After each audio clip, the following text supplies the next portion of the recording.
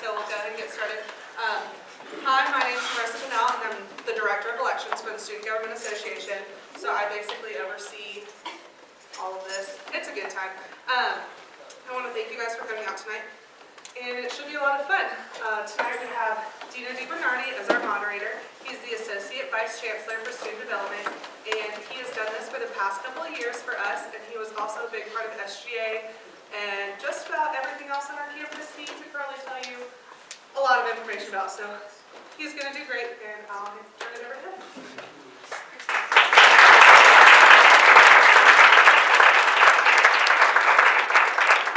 Contrary to what you may have heard, I was not here when Dr. Doherty founded the university. It is a pleasure to be here, and I really do enjoy this. This is an exciting time. I had the opportunity to advise student government for about 25 years, and it was one of the highlights of my professional career. This is a moderated debate. What that means is that we sort of organize it as much as possible. Before the event began, we flipped a coin, and I'll talk a little bit more about that to kind of set up who will go in what order. We will have introductions by the tickets, and then we will get to questions. They have the opportunity to do a 2-minute introduction, and then we have questions. Questions were solicited before the event, and then you had an opportunity, as you came in, to write down some questions. So if you haven't, and you would like to submit a question, there are some orange sheets of paper. Is it orange-ish? Over there, you're welcome to submit questions. If we have time, we'll take questions that we collected here today. The first thing I want to do is to congratulate and thank our tickets. It takes a lot of courage, a lot of commitment to this university, a love and dedication to trying to make Appalachian a better place for them to put themselves out here to run for SGA. It's a much more comfortable role to be in the role that you might have sitting out in the audience, or that I have, where we don't have to put ourselves out there for people to kind of evaluate, critique, and ask us questions. These folks have a vision for the university. They have a passion for the university. They want to make this a better place. In my nearly 37 years working in higher education, I've always said that every student that gets involved because they want to make a difference. And these folks want to make a difference. And so I want to thank you and congratulate you for taking on this leadership role and running for office. Thank you, guys.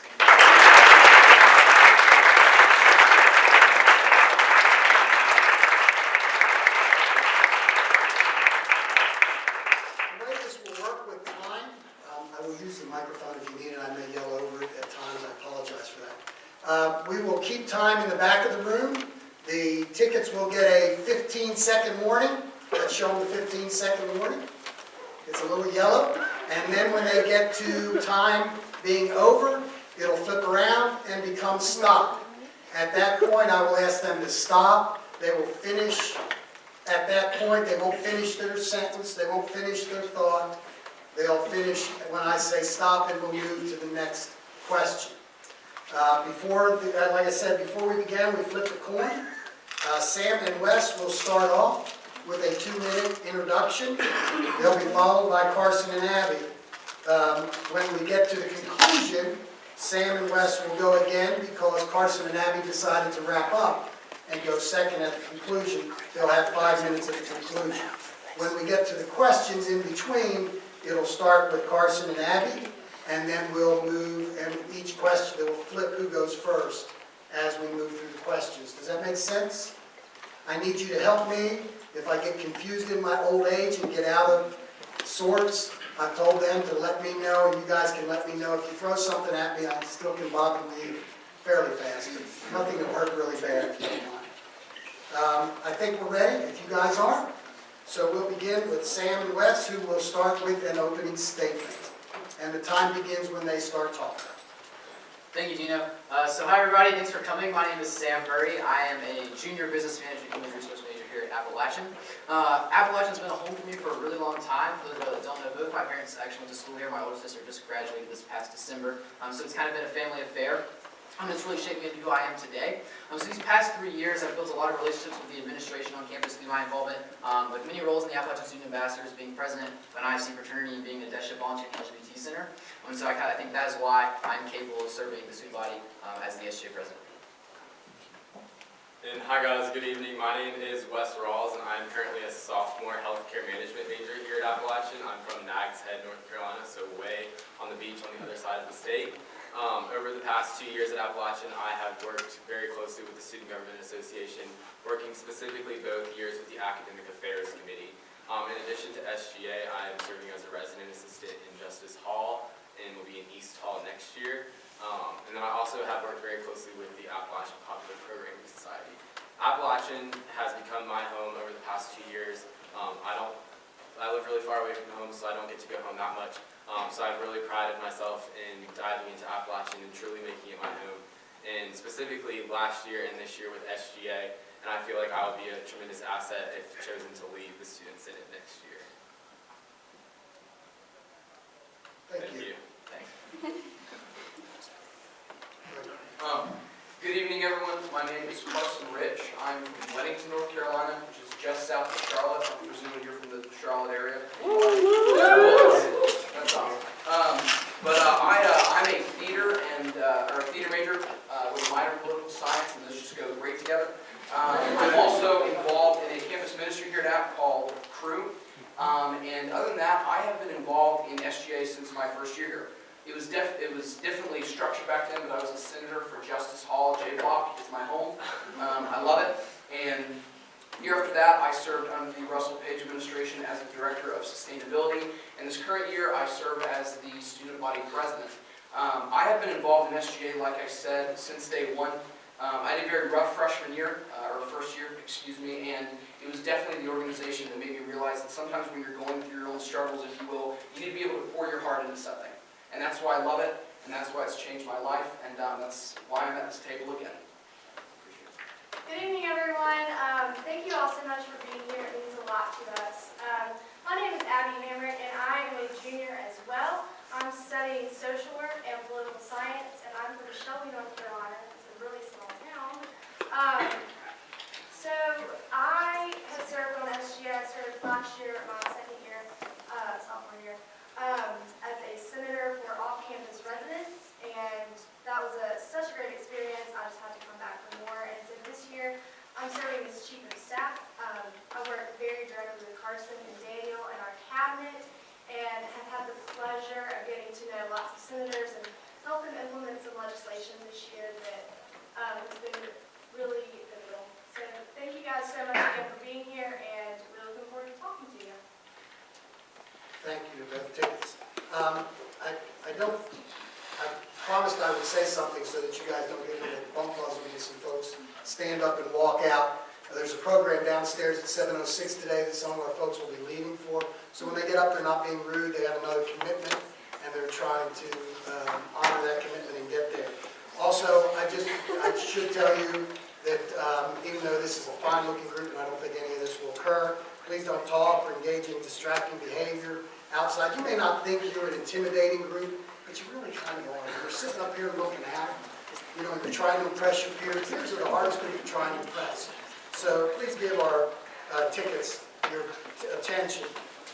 Also, I like to say, don't model your behavior after our elected officials in Washington and in Raleigh.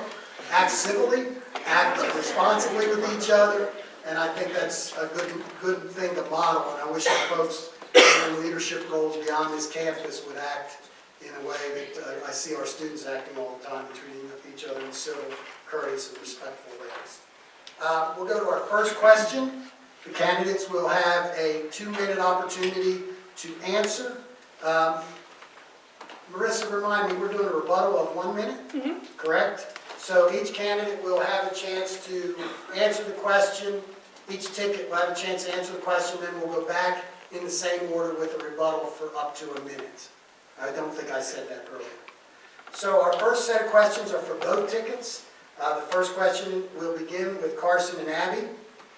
All organizations have challenges and areas for improvement. What do you believe are the challenges or areas of improvement for Appalachian? And what role do you believe SGA under your leadership should take on these issues? That is a very good question, and don't get me wrong, I think over the past 3 years, or at least in our time here, we've definitely seen Appalachian go through some ups and downs, if you will, a different roller coaster of different events. In regards to particularly this past year, we've realized that when you experience the year that we've had in regards to multiple student tragedies, heartfelt student protests, and North Carolina's financial state not necessarily being the best, you realize that there's no handbook for that. It's not like it's, heartfelt student protest, student tragedy, see page 9. We don't have anything like that in the SGA office. I know there's nothing like that in the administration building. And I think in regards to improvements and how to move forward is just realizing where the student voice needs to be in a time like that. This past year is not arguably, but in my opinion and the opinions of others, the hardest year Appalachian State has experienced in its existence. I would not contest against that, and I think the best thing that we can do is look at what we've experienced, seeing where we've fallen, and use that information to pick ourselves back up. And one thing that I'd like to add too is that some of our goals are to make our campus a safer, more inclusive, and inviting place, and really work on mental health in that regard. And I think it's a really special position that we are in. Appalachian is in a very vulnerable spot right now, and we have the opportunity to look at ourselves and investigate what needs to be changed to really take a step in the positive, in the right direction. So I see that we are in a good spot for that, and we're looking forward to doing the best we can to move forward in that way. Thank you. Sam, unless you need me to repeat the question? Sure. All organizations have challenges and areas for improvement. What do you believe are the challenges or areas of improvement for Appalachian? And what role do you believe SGA, under your leadership, should take on these? Cool. So like I said, that's a really good question.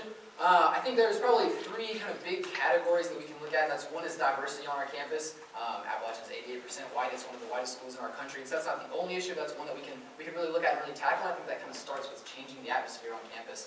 A lot of times, it's all about the numbers, but the numbers aren't going to solve the problem. We have to look at how we can change the culture on our campus to keep those students here once they come, because just because they're here doesn't mean they're going to stay if they don't want to. I think inclusivity is probably the biggest overarching subject, because that kind of includes a little bit of everything. Things like changing the word freshman to first year. Retention of minority students, things like that. I believe that every campus, every organization, every person individually has problems, and everyone's problems are important. So there's some of the bigger overarching ones, but I think it's kind of our job as SGA to collaborate with student organizations, find out what their problems are, and work with them to help solve them. And specifically some more concepts for SGA to take a stance on these issues. We've thought of changing SGA bylaw to have senators be required to attend campus events put on by other on-campus organizations, so that they can be out there knowing what's going on with the student body, knowing what events and what things are going on in the current world are affecting them, so that they can bring it back to the Student Government Association, and we can start having those conversations about what changes need to be made to Appalachian to better Appalachian State as a whole for everyone. Abby Carson, you have a follow-up? You have a minute. And just to expound on kind of the envelope, if you will, that we opened in the first statement, is one thing that we realize is SGA has a fairly large budget. It's not huge, but it's enough, and it's workable. And we've already talked to certain people in student development about this, but we want to try and reallocate some of those funds to start a capital campaign to either expand or just create a new counseling center in general. In regards to that timeline, we do not know what it would look like, but we think it's about time where, as the state has to take cuts and the university, it's about time SGA takes cuts as well, and we want to be sure to put our money where our mouths are. And another way regarding the counseling center is that we would really love to see a more diverse counseling staff. And so right now we're being counseled by white men and white women, and we would love to bring in a more diverse staff to speak with people of color and women of color and those of different races, ethnicities, and genders. That's the same. Thank you. Like Carson said earlier, this has been really just a roller coaster ride for us this year. And I think the administration realizes that and has heard some of the things that we've said as students And as a lot of you may know, we're already looking into expanding the counseling center with services and counselors that will take into effect over the summer and then be here ready to work with students next fall. So one thing Sam and I would like to do is kind of work really closely with the counseling center as they make these changes, and during the first few weeks kind of see what's working, what's not working, what changes still need to be made, and hopefully make a better counseling center. In addition to that, kind of changing the morale of the negative stigma that's on campus, working with other on-campus organizations to have more happier events that includes all of the student body, like Welcome Weekend. There's no reason that that should just be something that happens on Welcome Weekend when we're here for 9 more months out of the year. We'll move to our second question, and Sam and Wes will begin this one. If you had to select just 2 items from your platform to accomplish during your tenure in office, what would it be? Or what would these be?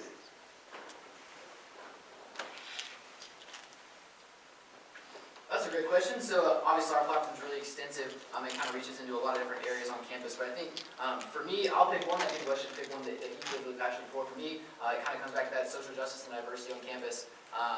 We've got to do better at educating our students. We're talking about changing the entire culture at our campus, and we can't do that without educating them. Why not start with orientation? You know, orientation is there to introduce students to Appalachian and what our culture is like. So why not talk about that being part of our culture and then start fresh with these new students coming on campus and really get it ingrained in their mind that this is what Appalachian stands for and this is what we are. We're an inclusive community, that we want everyone to feel safe and feel comfortable at Appalachian. I also think very highly of what Sam just said, and having worked with the Academic Affairs Committee, everything academic related just really gets me going. So that would be one big thing that I would want to look into. But then in addition to that, we did Library 24/5 over the past few years, and then it just got reinstated last year. But one thing that we found that a lot of students have problems with is that when they have a huge week coming up or an exam or test on Monday, they find it difficult that the library doesn't open until noon on Sunday. So I think that's one of the first things we would like to tackle when we get into office, because having worked last year with academic affairs, getting the library back open to 24/5, I know that that's something that takes a lot of time and a lot of conversations have to be had. But we feel like it would be very beneficial for the library to open earlier on Sunday and start its 24/5 process earlier. Thank you. Carson, Abby, do you need me to repeat the question? If you could. Sure. If you had to select just 2 items from your platform to accomplish during your tenure in office, what would these be? One thing that's really important to us is continuing initiatives that we've been working on this year. One of the biggest initiatives and that's required the most research and I guess compilation with a bunch of different groups is a program called App 101. And we've been working very closely with our Director of Academic Affairs and that committee, and also the Committee on Campus Health and Safety, to implement a first-year seminar for students who are here for their first semester. So basically what that looks like is a seminar where we cover the importance of safety, inclusivity, diversity, the importance of social justice, mental health, and just different things like that that we value here on campus, or that we want to value even more. So basically what that would look like is that students sometimes get dumped off on a campus and it's like, where do I go now? What do I do? And we feel that this would make students much more resilient, and it would be a very positive class for them to have in their first semester here at Appalachian.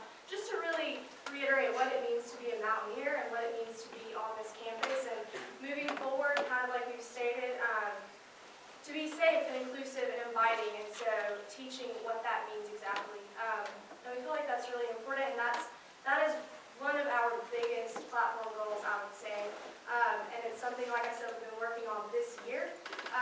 And it's really important for us to hopefully be re-elected and be able to push that, continue to push that as we move forward. And we're going to use our rebuttal for our second topic, but long story short, the learning curve, basically, in regards to social justice issues at this university takes too long. That is something we have to combat, and App 101 is the solution for it. Sam and Wes, you have a follow-up? We do not. It's a great idea. Other than that. You want to follow up? Yes, please. One thing, too, and this may seem somewhat of a lofty goal, but more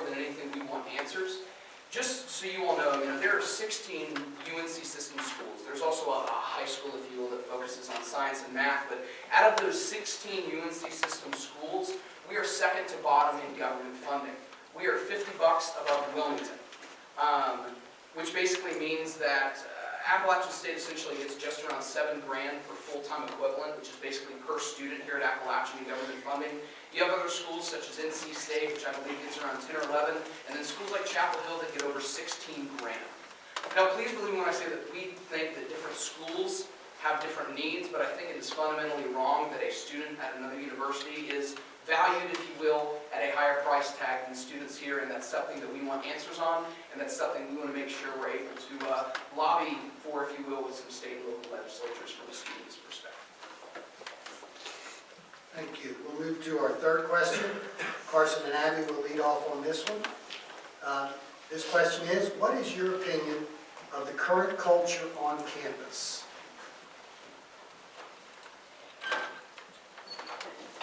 Don't get me wrong, I think there are some good aspects about Appalachian. I think we have some strengths, but at the same point, you can't have a strength unless you have a very decent amount of weaknesses as well. I first came to this campus as someone who was preached that, we have the Appalachian way, we have the Appalachian family, it's going to be okay, we're going to get through this. Appalachian has a tendency to put a Band-Aid on things. And I think that one of the biggest problems with this culture here is sometimes we don't like to look at the real issues. We don't like to look at the struggles that we're experiencing on a daily basis. One of the things that I don't like is when we try and bring up the severity, if you will, of student tragedies on campus, people don't want to hear about it. They don't want to talk about it. And I think it's sad that we will just go to class and know these things are going on and act like nothing is happening. The same thing as well kind of correlates with inclusivity, if you will, and marginalized groups on campus. Don't get me wrong, I think that there's somewhat of an Appalachian way or an Appalachian family here, but in regards to the culture at Appalachian, it has to change right now. It has to change this year because there are students on this campus who do not feel safe. There are students on this campus who do not feel welcome. I've talked to people here who have mentioned that there are times where they just have to leave school completely and either go home or go back to where they live because they just don't feel comfortable being here. And at the end of the day, if we're collectively paying hundreds of millions of dollars to go to a UNC system institution, I know I don't want to pay to feel unsafe, and I know other students don't want to pay to feel unsafe, and that is something that we have to start kind of like with App 101 in the classroom from day one, because the classroom is where we're all paying to be. You don't necessarily have to walk to the LGBT center or walk to the multicultural center, but from day one you are in the classroom. You've got 10 seconds. Ultimately, we understand that there are fundamental things that are wrong with our campus, and that's what we want to change, and that's what we're passionate about.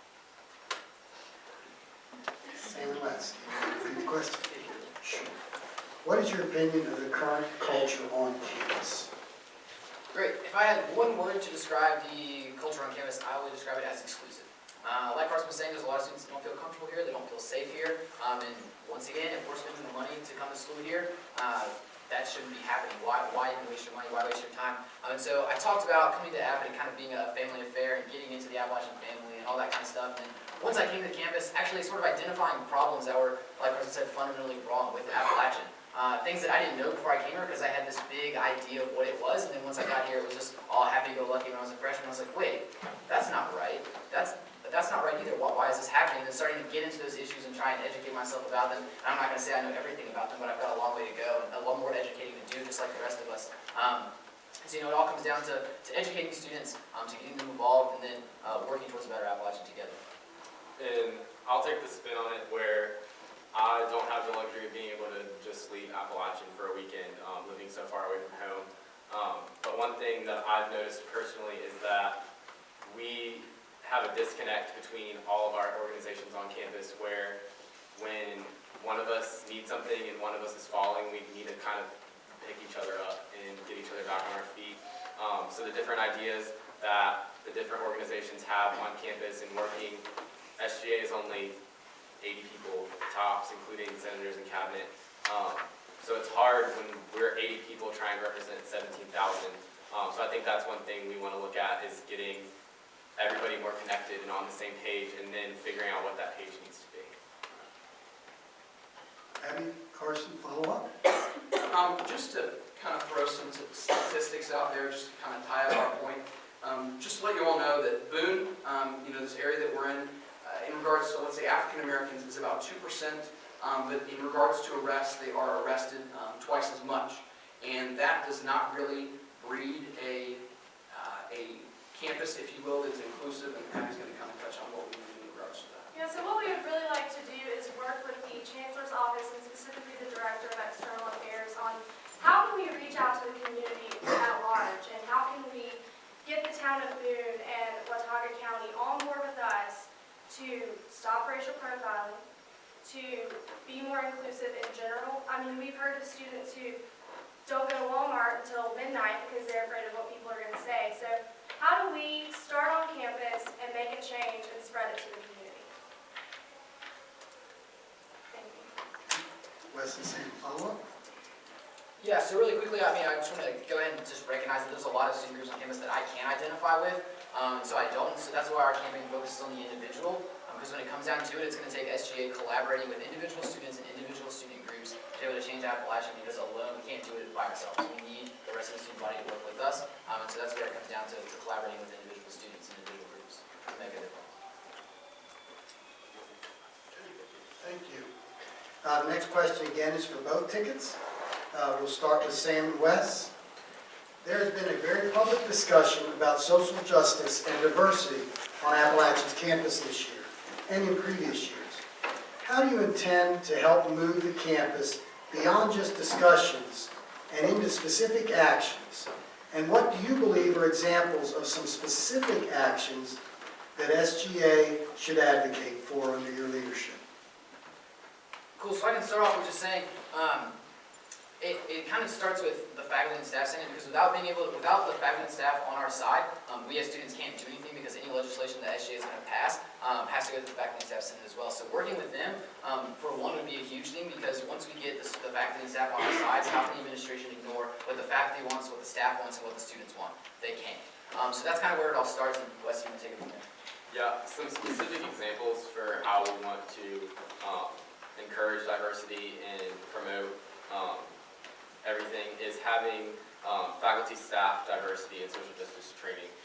We understand that's a lot to ask with Appalachian being the #1 employer for Watauga County. We do have a lot of faculty and staff on our campus, so that's going to take a lot of time, and it's not going to be just a 1-hour training session. Like, it needs to be something that's ongoing. In addition to that, like Sam said, we can identify with a lot of different diverse groups on campus. So we want to have training for us, our cabinet, and our senate, so they can be more aware when they're approaching students and going to different student organizations, so they're adequately knowledgeable on those topics. And also including people that can identify like that way on our cabinet. And Carson, do you guys need me to repeat that, or you? Maybe just one. There's been a very public discussion about social justice and diversity on the Appalachian campus this year and in previous years. How do you intend to help move the campus beyond discussions and to specific actions, and what you believe are examples of some specific actions that SGA would advocate under your leadership? So one thing that we would like to do is implement a 5-year plan for a social justice center, which we have been working closely with different social justice groups this year to discuss and start some progress in that way. What we would like to do is ultimately use SGA to help empower those groups on campus. And ultimately the 5-year plan, how we see it, is that a social justice center could become a university-funded organization. That will allow the university to pour money into these projects that they're trying to do. And Carson and I are not experts. Everyone on Senate is not experts on social justice. And so we value those groups on campus, and we want them to be able to really shine a light for us and teach us kind of some of the things that they believe in. And like I said, we feel really passionately about letting them kind of do what they want to do in order to do that, to spread that throughout campus. And one of the biggest, I think, difficulties that we have as well, and if I come across as a little abrasive, just know that what I'm saying really is true. It's something I believe, but a lot of times, people point fingers at SGA, and they say, all these social justice problems, that's on you. What are you going to do about it? What are you going to fix? At the end of the day, when it really comes to the core group of SGA, you have 12 cabinet members, a president, and a vice president. Don't get me wrong, there needs to be some leadership in this area, but I will say that we a lot of times like to point fingers as long as it's not at ourselves, and we have to get every group on this campus on board.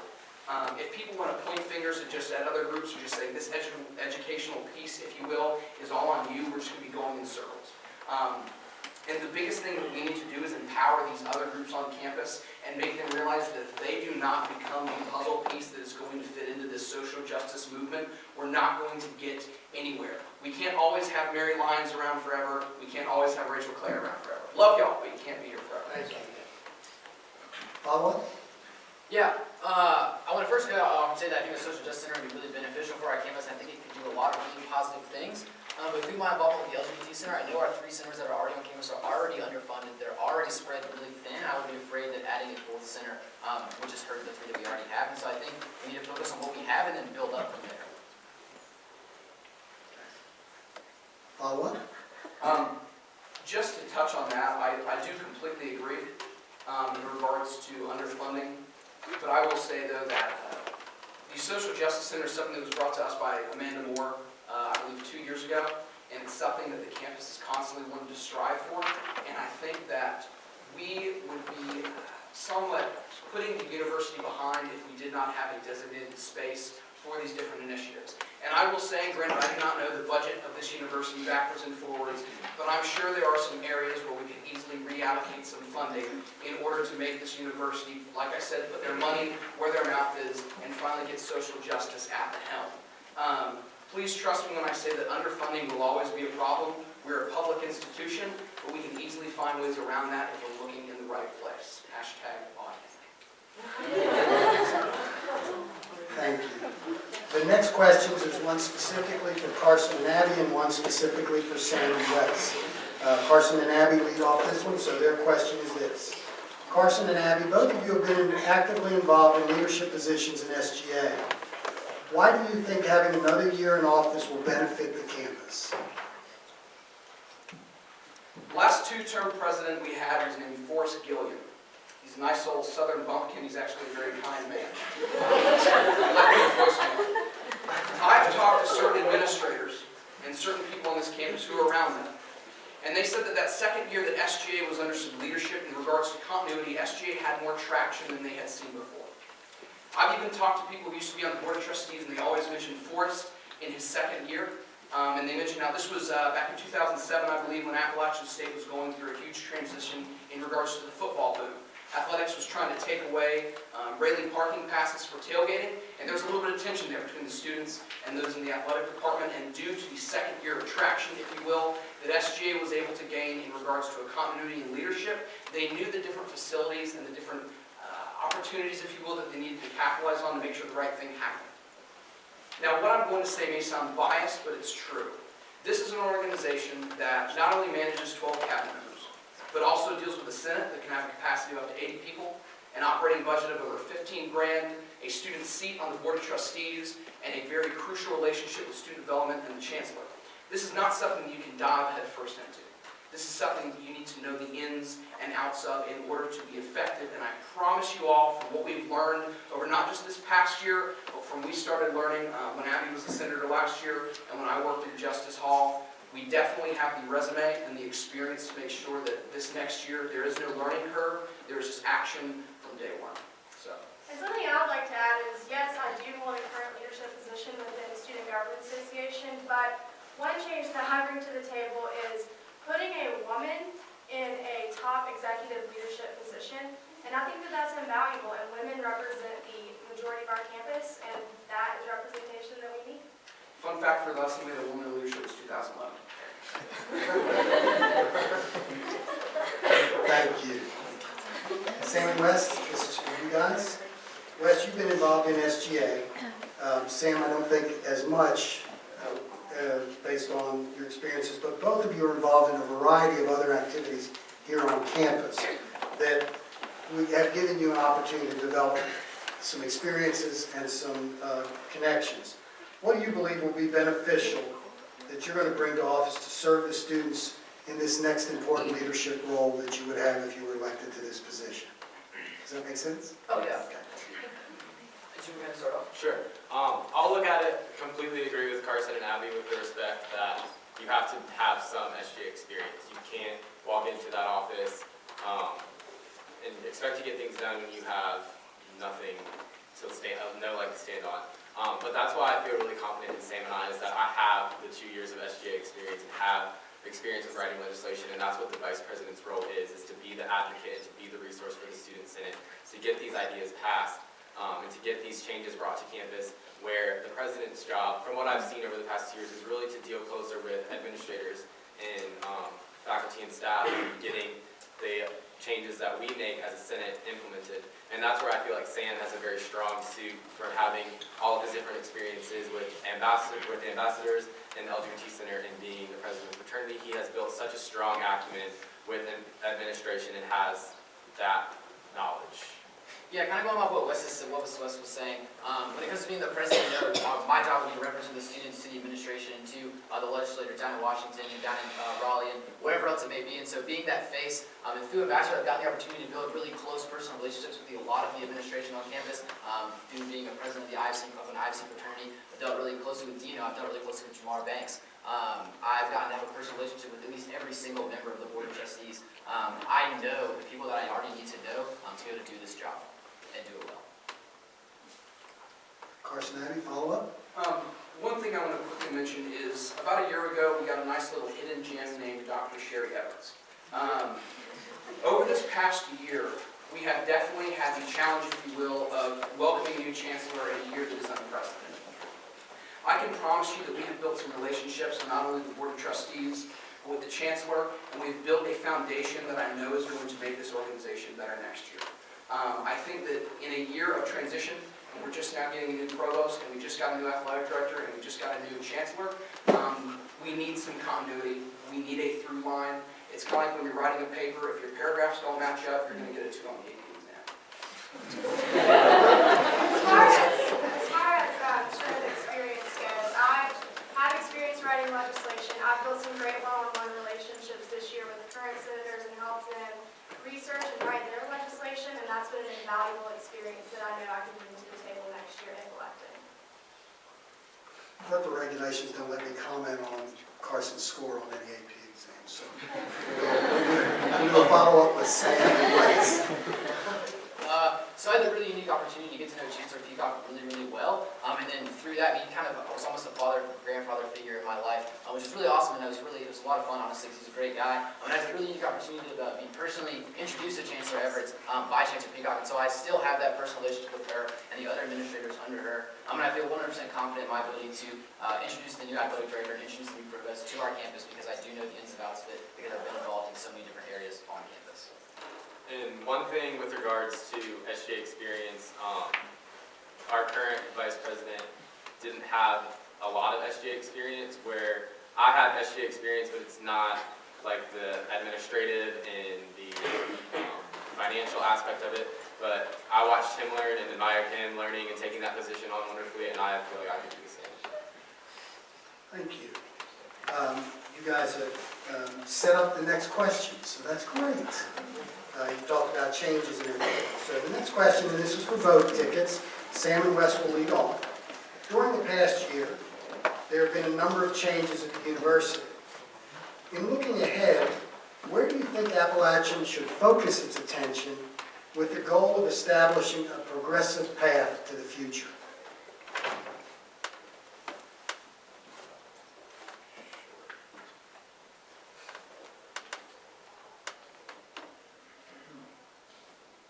I think in order to get Appalachian to a successful future, it's really going to have to be focused around the social justice and diversity. That's something that's very apparent on this university with any organization that you walk into.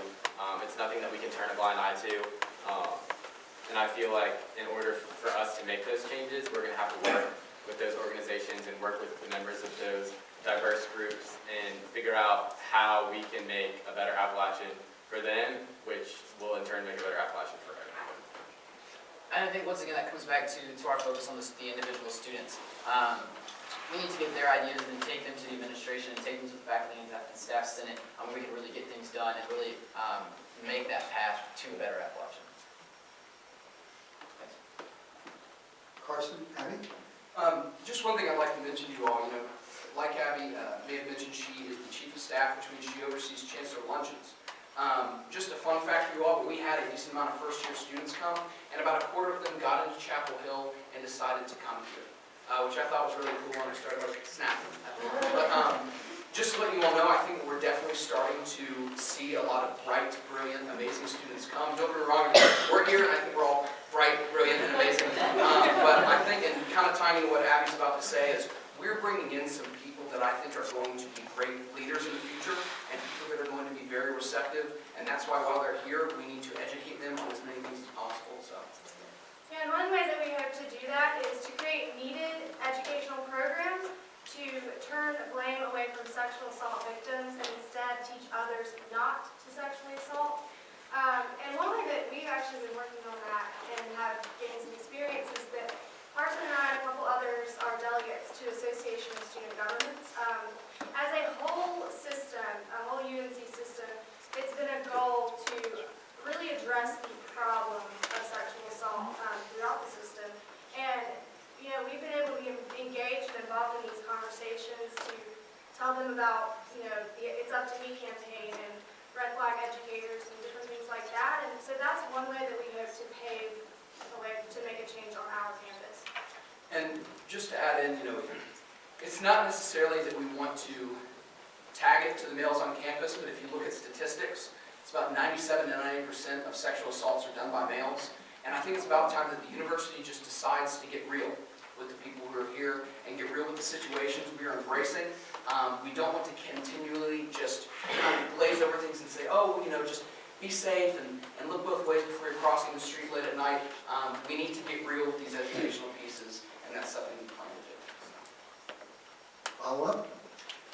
Yeah, I think those are really great ideas. I think that's something that we all can agree on. I think in order to do that, we really need to utilize the red flag campaign. I see a lot of red flag educators out there. But I was doing some research and I found out that just mandating red flag training actually increases the likelihood that someone is going to assault another student or another person.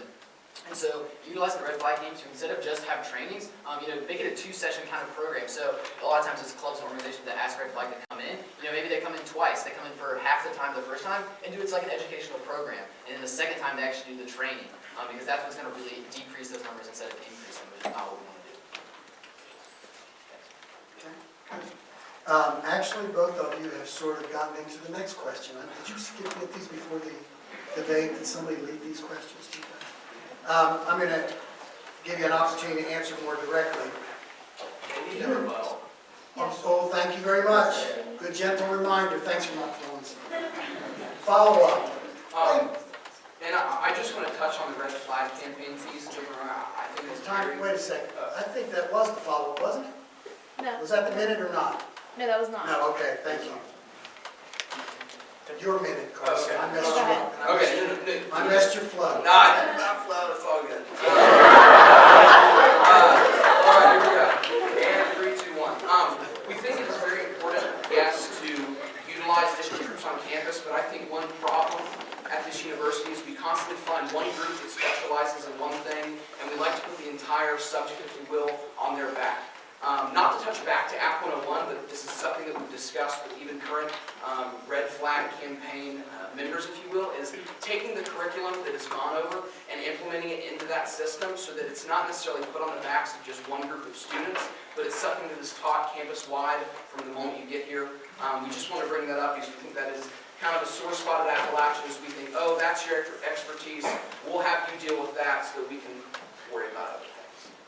So instead of a 2-session red flag education session, it would span over the course of a semester. So glad to know that's a good thing. And I apologize for messing you up, but actually the second question does get to this issue again. And Carson and Abby will lead off, followed by Sam and Wes. How do you intend on having SGA assist and encourage the university in addressing issues of interpersonal violence? And what would you do and/or how would you do it for your leadership at SGA? You think you can say that one more? Sure. You deserve at least that since I missed you up last time, right? How do you intend, or do you intend on having SGA assist and encourage the university in addressing the issue of interpersonal violence? And if so, what would you do, or how would it be done under your leadership in office?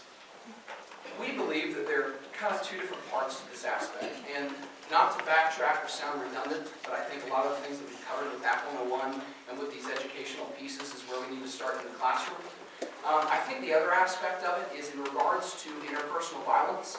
I think that there does need to be a greater stance taken in regards to SGA's visibility in general, as well as the administration here at App. I do know that I've talked to many students, and it is very discouraging when something will happen on campus and no one really says anything about it. We may get an email, we may get something online, if you will, but we don't see anyone actively saying, this is not a lifestyle that we're going to promote while you're here at Appalachian. And excuse me if I get heartfelt about this, but it's just because I think it is disgusting that people can come here and have to embrace that environment where sad things like this can happen. And I think that if we're able to take a stance, not only as SGA, but along with administration, and let people know that if that is an ideology you're going to bring to the table, you are not welcome here, that is the best message we can give them.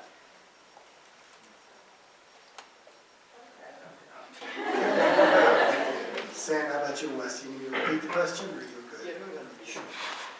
You intend on having SGA assist and encourage the university in addressing the issue of interpersonal violence? And if so, what would you do and how would you do it, or how would it occur under your leadership in SGA?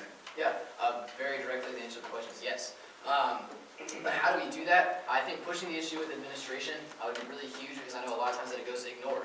I've heard some horror stories come out of some of the offices on our campus, and so pushing that issue with the administration so they can no longer ignore it, and that once again goes back to working with the faculty and staff senate. If the students and the faculty and staff are all on the same page, it's something that the administration can't ignore.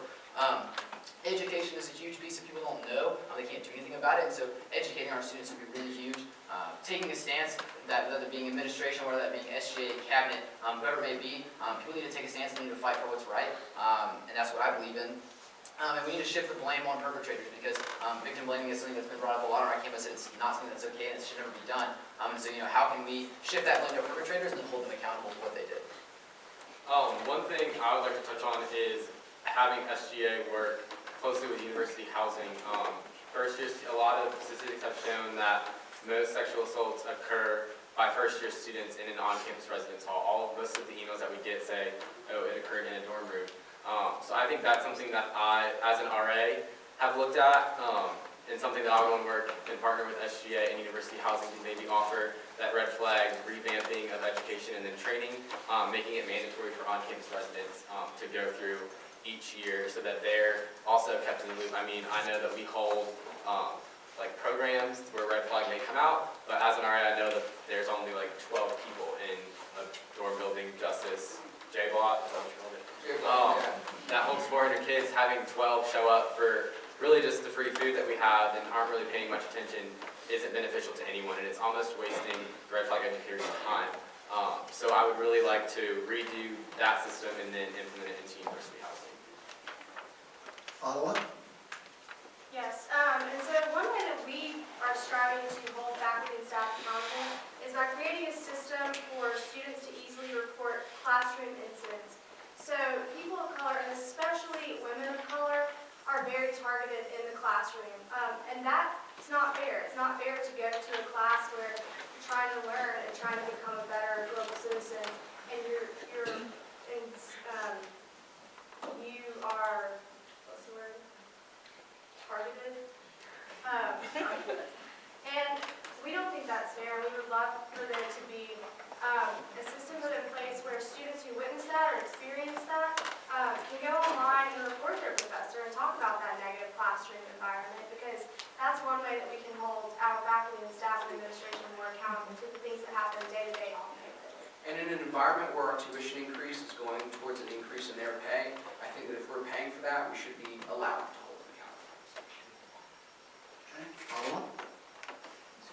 I'm good. Thank you. Okay.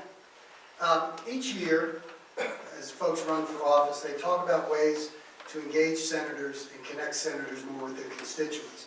As you think about your role as a leader and representing the students, what are some of your strategies, not just for getting the senators to connect with the students on campus, but for engaging the students in a meaningful way in the Student Government Association?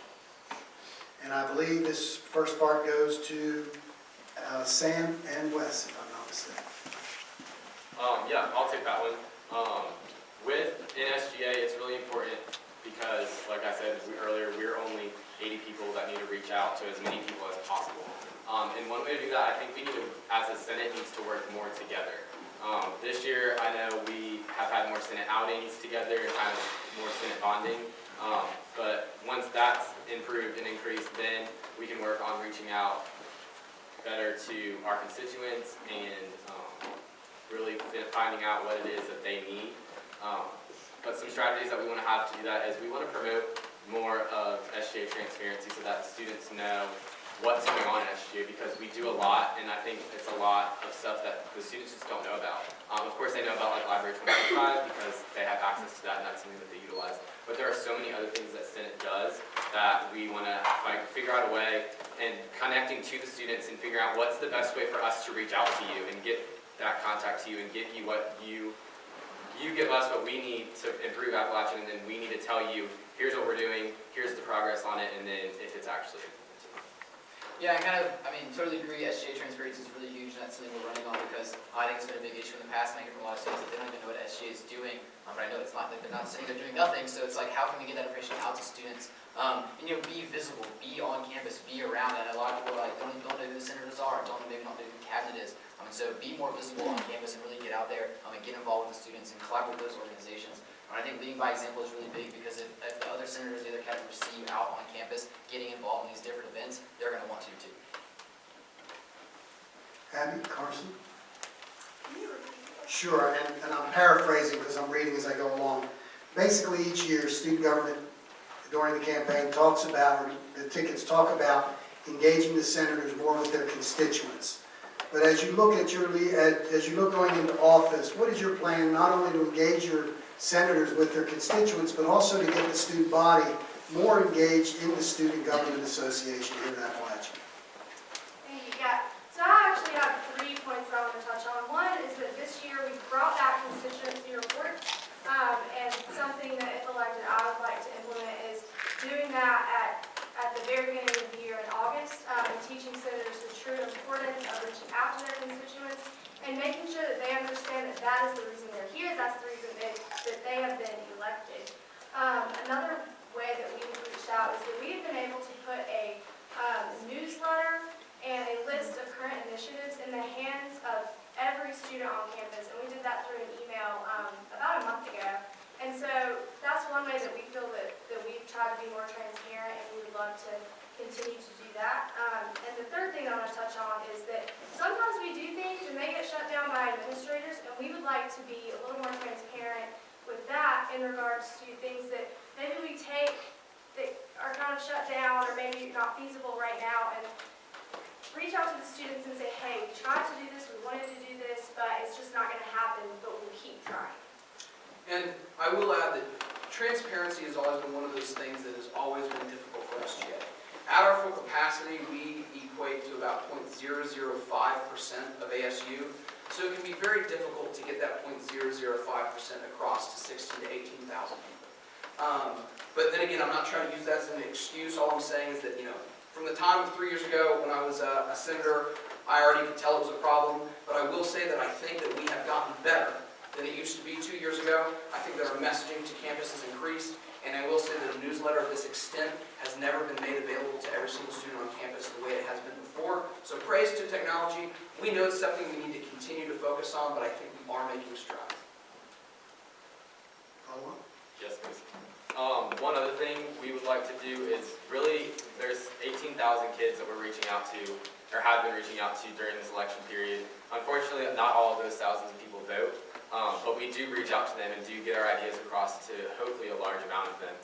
So one thing that we want is we want accountability throughout the year. We want to meet with other on-campus organizations that deal with academics, health and safety, just any realm of campus, and we want to make sure that they're holding holding us to the highest regard possible and making sure that we are following through with what we are promising them and giving them constant updates. So really just holding us accountable as the leaders of the Student Government Association.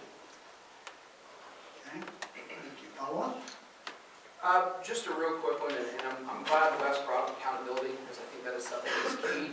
And even though this may stray a little bit away from Senate, I think it is something very important that I think some people in this room could attest to, is we've really tried to increase accountability and integrity in regards to our cabinet members. I can say from personal experience, I was involved in Senate, and I did not really feel guided or even welcomed in regards to the people that I worked with. Is SGA perfect? No, it will never be perfect. But I think this past year we've started to realize that it does start with that core team of 14, and it's something that we know SGA needs to continue to strive towards, but it does start with that central leadership into realizing that you are your own co-pilot, if you will. You have to be in charge of what you're doing, and you have to send that empowerment out to the sectors. Thank you. I think we have time for maybe one more. In recent years, funding for the university system has declined, and Appalachian has not been able to keep pace with, has been asked to, I'm sorry, I'm going to paraphrase and add a little to it. In recent years, the state of North Carolina has declined its funding for higher education. As a result, issues like campus-based tuition and fees have had to go up to supplement for the losses at the state level on that funding. As you think about your programs and services that you've described in your platform and here this evening, how will you balance these needs that you articulated the university needs against the desire to hold down cost of attendance for our students? And I believe, if I'm keeping track correctly, Carson, you and Abby have this one to start. I'm so glad we got this question. Last year I served as the Director of Sustainability, and I think sustainability is something that Appalachian isn't fostering as much as it used to. Yes, there are certain sides of sustainability that deal with, I guess you could say aspects of nature that are important. There's also an economical side of sustainability that, if capitalized upon, can save this university a lot of money. About a year and a half ago, I did an internship with the Office of Sustainability as their Student Communication Outreach Director. And I realized that there are a lot of different partnerships we need to do a better job of capitalizing on, such as REI, which is the Renewable Energy Initiative. I talked to Tara Early, who is the current president of REI, and she said that she would love to make sure that their group as well is held accountable in regards to making sure there's more student oversight in these initiatives, because I can tell you that REI focuses on some things, such as they're currently right now trying to get solar panels above State Farm parking lot, which will help us get a lot of energy from the sun, something that's been there for a very long time and we don't have to worry about it. Which is why we have to make sure that we continue to utilize sustainability in an economic fashion, because I don't know if you all know Jed Moody, he's the Director of Sustainability here at Appalachian State. I've been able to work with him, Abby Dahl's been able to work with him. There are some different avenues that this university is starting to go down that can save us a lot of money, but we need to make sure that we keep sustainability at the helm. One thing on our platform, and I'll read it word for word, is return Appalachian State University to the national spotlight as a cornerstone of sustainability and increase marketing and awareness, for instance, which is carbon neutral commuting, which is a program we have here at App, which actually makes the university more money because you put in money to have a carbon neutral pass, and it's different initiatives like that that we need to capitalize on so that this university is still here and functioning for years to come. Sam, you and Wes? Would you mind repeating that? Sure, and then again, I'm paraphrasing, actually incorporating a couple questions together. In recent years, there has been declining financial support from the state of North Carolina, from the legislature specifically. As a result, Appalachian and other campuses have had to use campus-based tuition and fees to supplement for those losses.